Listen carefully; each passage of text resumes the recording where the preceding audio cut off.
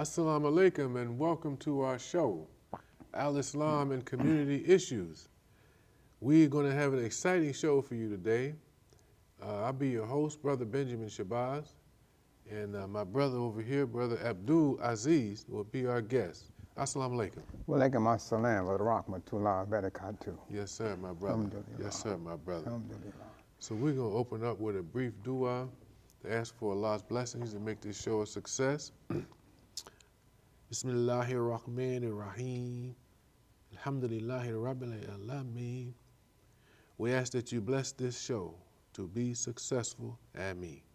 Ameen. So, Brother Abdul Aziz, we'd like you to introduce yourself. Okay. Yes, sir. I'll be brief and just mention a few milestones in my life, I guess you can say. My home originally is from New Jersey and New York areas. I started up in New Jersey. I went to school at Hampton Institute, or Hampton University now, and then I moved to New York, Harlem, to work as a social worker. And this was a good experience for me. I learned as a social worker in Harlem that the people, the welfare recipients, so to speak, they were referred to at that time, didn't need social workers. They needed education. If they had the proper education, this would put the social workers out of business because they wouldn't have any need for social services. They could be a contributor to society. And you know, Prophet Muhammad said that a hand like this is better than a hand like this. So I decided to go to Boston College, and get a degree in education so I can get into the public school system and teach.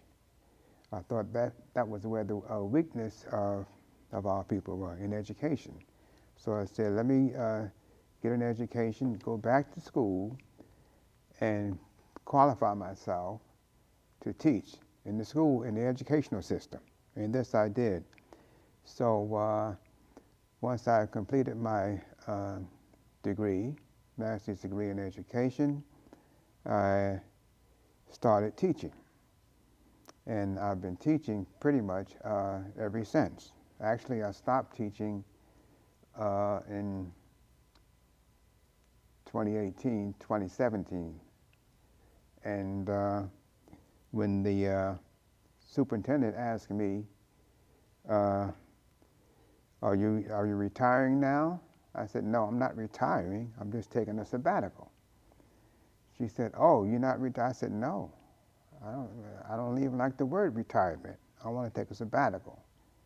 So she said, okay. And that's what I've been doing. I've been on a sabbatical ever since,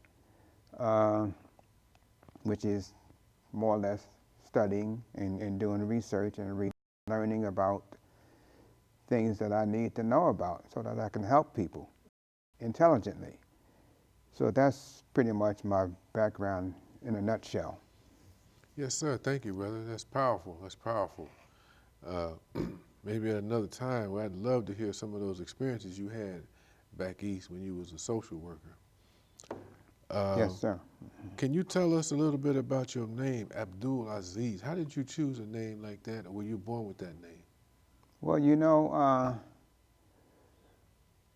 a good name is worth gold, in essence. So I wanted to select a name that I thought would help me more or less with my purpose in life. Okay, and my purpose, my aim, my destiny in life is to worship and serve Allah. And this is exactly what my name is saying. My name is saying Abdul, which means servant, and Aziz is the Almighty. So my name, in essence, is service of the Almighty. And its name is like music to my ears. I said, I just love that name. Just keep saying it. Keep saying it. I love the names. so they would they call me constantly. You can't say stop calling me. No, I love that name, and it's like music to my name. So that just made me feel great. The more they called my name, the better I felt. It's because it was certainly sweet music to my ears, and and I enjoy the name. Mainly for that reason, I like to hear it. I like to hear people say it, and I like to think on and reflect on the meaning of the word, Aziz. And it's just, I couldn't have picked a better name. Alhamdulillah. Yeah, that was good. Very good example, brother. That's a very good explanation of how you like people to call your name. That's in the service of the Almighty. Yes, sir. Yeah, so it's kind of like a Muslim really is employed. He's employed. I like that word, employed. Yeah, employed full-time. Full-time, 24/7 by Yes, the Almighty. Yes, sir. That's a wonderful understanding, wonderful feeling, ain't it? It is. It helps you. It's great. It helps you along, man. It's great. So you really talked about how long you've been in education, so to speak. You also study health a lot. Yes, sir. So how long have you been studying health, and why did you start studying health? Well, I was approached many times in my life to take vitamins. It seemed like every time you meet somebody, every now and then they would come up and try to sell you something. So this particular person I met suggested that I take some vitamins. And I said, well, vitamins for what? I said, I'm not sick or anything. And he said that vitamins are good to prevent you from getting sick. And that made me think, because, I don't want to get sick. So I started reading and trying to do research on how to stay healthy. And I found it very interesting. I said, well, what I'm doing now is not how to stay healthy. In other words, I had to make some major changes in my lifestyle, my diet, etc. And I had to know something about the food that I'm eating. So the more I read and the more I studied, the more interesting and exciting it became to me to want to know. And so this is more or less how I got started, I guess you can say. And as you can see, I'm still reading and studying, because there's a wealth of information out there, and the first revelation was Iqra, to read. And that's exactly what I intend to do, read. I love it, brother. Praise be to Allah. I love Praise it, be brother. to I Allah. love it, brother. Well, look here, man. Let's get down to some brass tacks here. Because I want to ask you one more question about Islam. That's your religion, right? Religion of choice, right?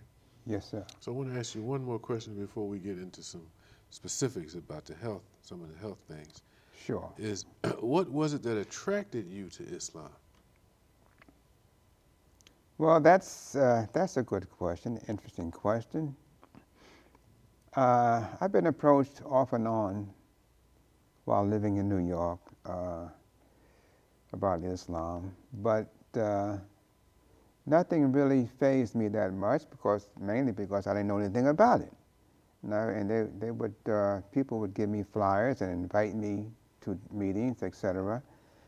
But I just didn't have any real interest in Islam. But I have a nephew who called himself a Muslim, and he approached me and he suggested that I become a Muslim.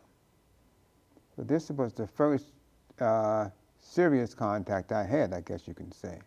And then my sister, which is my nephew's mother, also became a Muslim. I said, well, if it can change my sister's lifestyle, it must be something to it. Because my sister, she was a beautiful woman, and she was not a humble woman, but she was a beautiful woman. So I said, let me look into this a little bit. So I did. I looked into Islam. I started reading, and I found it interesting. You know, something that I need to look into more. So I continued to read and continued to study Islam with the few books that I had. And I said, this is something to this. So I decided to hold on to it. And from time to time, I would study it. And since there was nothing better out there anyway, you know what I mean, to switch up to, I just happened to stick with Islam. And which at that time wasn't exactly Islam, but we called it Islam. So of course, in 1975, introduced to by Imam W.D. Muhammad, we were introduced to Islam. Okay, the Orthodox Islam, not the what can I say? The teachings of Elijah Muhammad. The black the black nationalism Right. Islam, if I may say that. So I learned, and that really got me interested because at that time we were introduced to the Quran, and the Quran is the book that it's a must read and it's a must study, and it's a book that has wisdom and knowledge in it that we need. We need to fulfill our lives while we're here. So I'm still studying the Quran, and I'll continue to study it because that is the, let me say, how can I say it? The definitive book when it comes to our life, our lifestyle, and what we need and what we should be about. Alhamdulillah, alhamdulillah. Yeah, you're making some profound statements here today, brother. You got me all worked up here, brother. Allah's the best knower, brother. I'm just trying to share some things, a few things, if I can. But inshallah, you know, we'll be able to say something of substance so that someone can be helped in maybe what we say or what we talk about. Okay, that's what it's all about. Helping the community. That's what it's all about. You know, it's not about me or about you. It's about the community. That's right. So that's our purpose. Yes, sir. That's what it is. So now I want to zero in on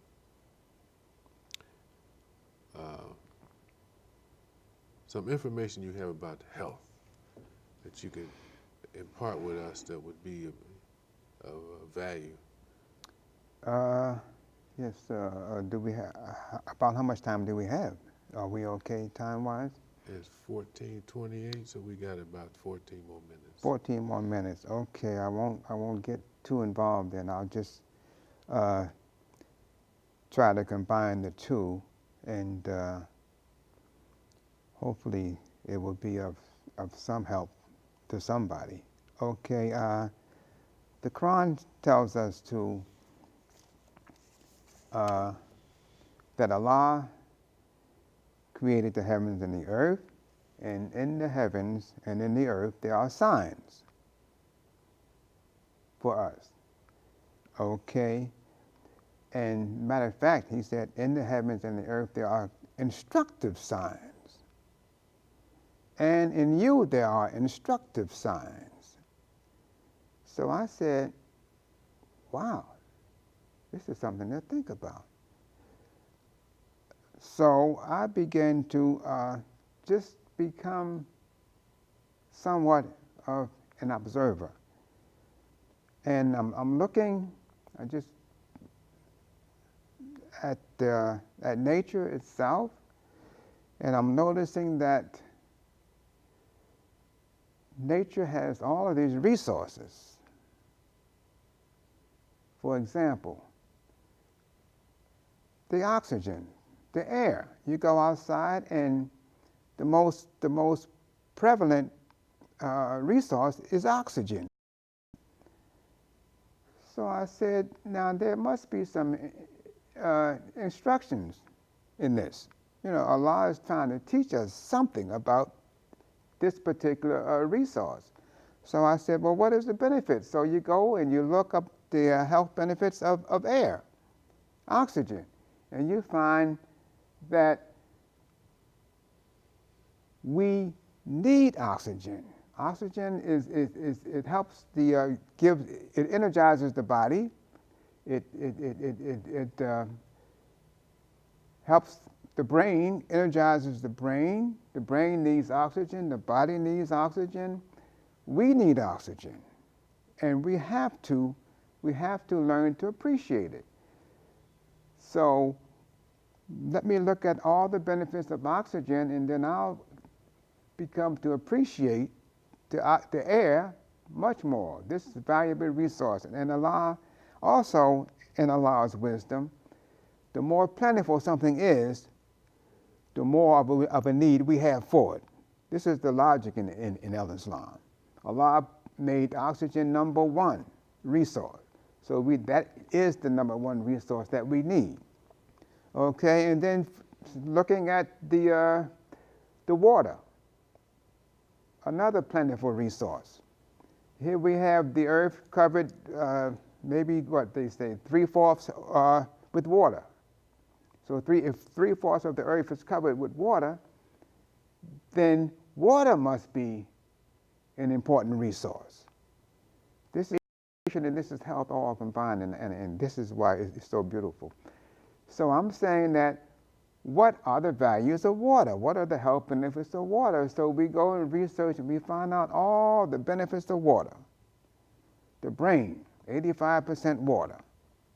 And what's more important than the brain? Allah says that He has created nothing better than the brain, the ability to think and reason. So the brain needs water. The brain needs oxygen. Oxygen first and water second. Not food. Oxygen first and water second is what the brain needs, and it's what the body needs. Oxygen first and water second. And then we go on, and because, let me say, the scientist tells us that we can only live for maybe 4 minutes without oxygen. Okay, and they say we can live about maybe 4 days without water. Okay, but food is further down the line. We can live 40 days or 30 to 40 days without food. So look at the importance of water, of oxygen, water, and then food. And we seem to place all our emphasis on getting something to eat. Okay, we need to get out in the oxygen and in the air and just breathe and appreciate the oxygen, and then drink more water. And this is for health reasons. And most of us are sick because we're dehydrated. Okay, and we don't get the oxygen, and we don't get the water that we need. So we suffer. So we need to put more emphasis in terms of our health on oxygen, breathing, more oxygen, breathe deeply, learn how to take deep breaths. Okay, get a good book on breathing. They have many books out there on the science of breathing. We need to learn this, and then we need to learn about the importance of water. All this information is available. Okay, and then lastly, of course, third, the resource is land. And if we study the land and the earth, we find out that the earth has the same minerals that our bodies has. Okay, potassium,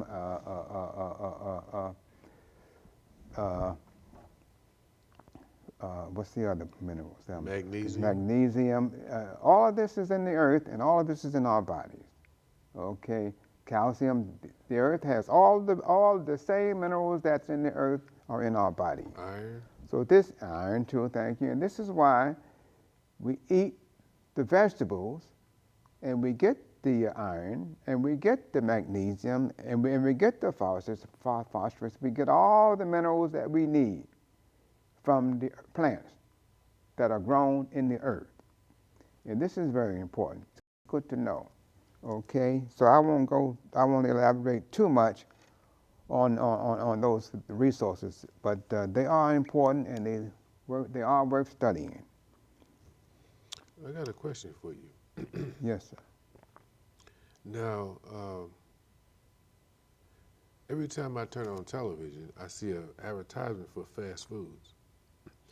And in these days and times, the food is getting cheaper and cheaper and cheaper. You can spend $5 and get, 85 different varieties of Kentucky Fried Chicken, or Louisiana shrimp and biscuits, or Burger King.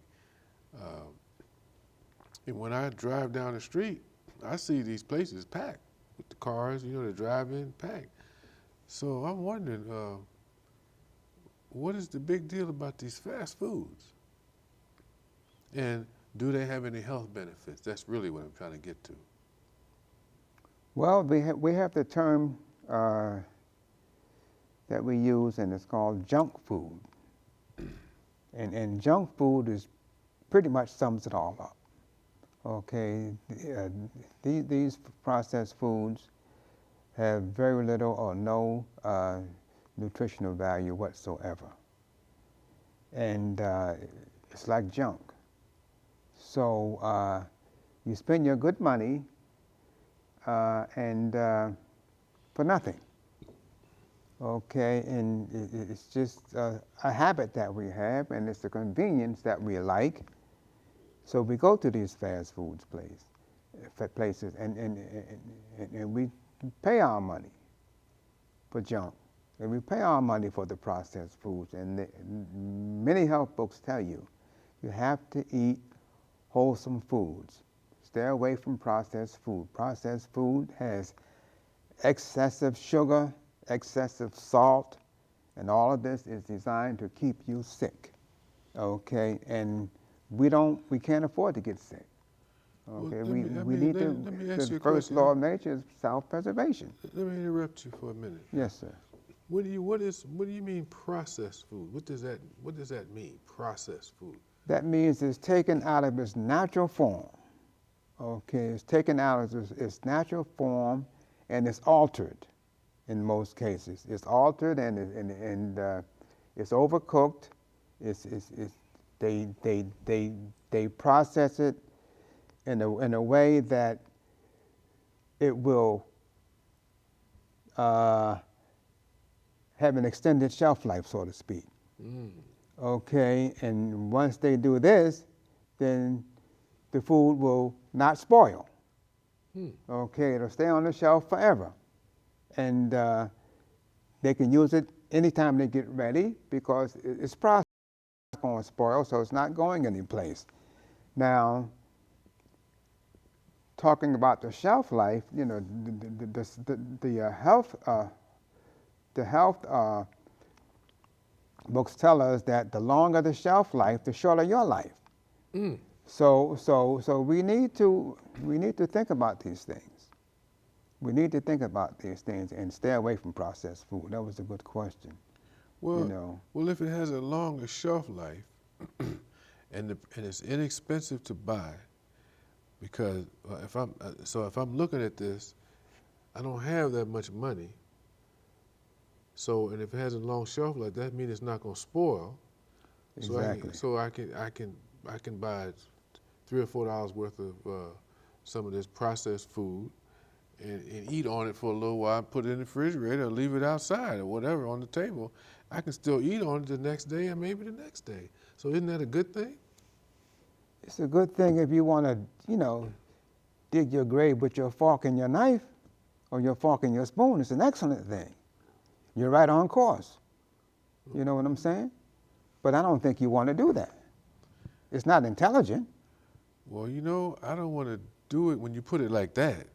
Oh. But when I'm looking at Then don't do it. When I'm looking at my options, though. Your options is to go get you some organic vegetables. But that's your option. Organic food is way out of my price range. They say that, but in the long run, it's less expensive because you don't have the after effect. You don't have to worry about your liver and your kidneys. Okay, so we have to think in the long term, not just get something quick now. That's not where it's at. That's not intelligent. So why do they have all these fast food places then if it's going to damage my health? Because they know you don't know any better, and they want to make money. These fast food facilities are there to make money, profit, and that's exactly what they're doing. And they're free to do that. It's up to you to use your intelligence and shop where you should shop, Trader Joe's or any health food store. Okay. Okay, and take care of yourself. Okay. Well, this has been enlightening. Alhamdulillah. It's been very enlightening. Alhamdulillah. And we're at the end of our show now. And I would like to do a part 2, if you're up on a part 2. But we probably will have a part 2. If we don't do one soon, we're going to do one at some point in time. Okay, let's do it. But I want to thank you, my brother, Abdul Aziz. Yes, sir. I want to thank you for coming and being a guest on our show. And I think that you have shared some things that are going to help a whole lot of people out. I want to thank you for the invitation. And alhamdulillah. My pleasure, brother. May Allah bless you.